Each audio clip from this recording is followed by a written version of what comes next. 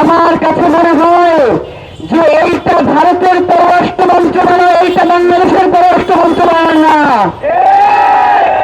আমরা আপনাকে আহ্বান করি, শহীদ ওসমান হাদি এই দেশের আজাদীর সন্তান। আপনারা নির্বাচিত হয়ে ক্ষমতায় গেছেন 3 মাস হয়ে গেছে, এখন পর্যন্ত বিচারের ব্যাপারে কোনো পদক্ষেপ গ্রহণ করতে পারেন নাই। এই জন্য তো আপনাদের লজ্জা হওয়া উচিত। উল্টো আধিপত্যবাদের পক্ষ নিয়ে আপনারা যে ধরনের বয়ান উৎপাদন করার চেষ্টা করছেন, আজকে ক্ষমতায় আছেন, আজীবন ক্ষমতায় থাকবেন না, এই কথা ভুলে যাবেন না। আমরা আপনাদেরকে অনুরোধ জানাই, অনেকেই এখানে আছেন, অনেক মিডিয়া হাউসের ভাইয়েরা আছেন, আমাদেরকে টকশোতে বিভিন্ন বক্তারা প্রশ্ন করে যে আমরা নাকি উগ্র, আমরা নাকি তাদের মতো সুন্দর করে রবীন্দ্রসঙ্গীতের ভাষায় কথা বলতে পারি না। আজকে প্রয়োজনে সেই সুশীল ভাষায় কথা বলবো, প্রয়োজনে আর কোনদিন এই সুশীলতা পরিহার করবো না যদি শহীদ ওসমান হাদি হত্যার বিচার আপনারা নিশ্চিত করেন।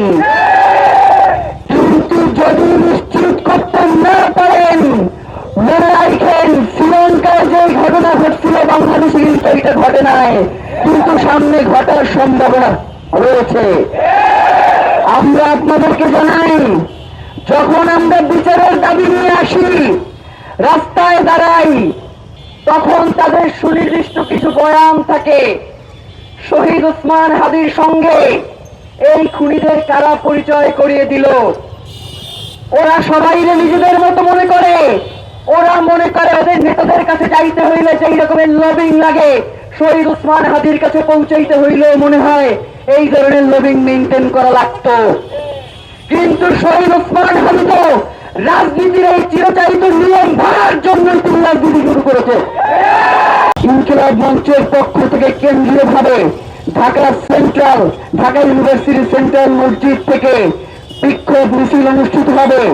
আপনারা সকলে শহীদ ওসমান হাদির এই খুনের সাথে যারা যারা রয়েছে তাদেরকে অতি দ্রুত চিহ্নিত করে বিচারের মুখোমুখি করবার জন্য, এবং দেশি বিদেশি যে সকল চক্রান্ত এই খুনের পিছনে জড়িত রয়েছে তাদেরকে চিহ্নিত করে বিচারের মুখোমুখি করবার জন্য, এবং যারা খুন করে পার্শ্ববর্তী রাষ্ট্রে পালিয়ে আছে তাদেরকে দ্রুত বাংলাদেশে ফিরিয়ে এনে বিচারের মুখোমুখি করবার দাবিতে আগামীকালকের বিক্ষোভে আপনারা সকলে সামিল হবেন, সেই প্রত্যাশা রেখে আজকের মতো আমাদের এই বক্তব্য এখানে শেষ করছি।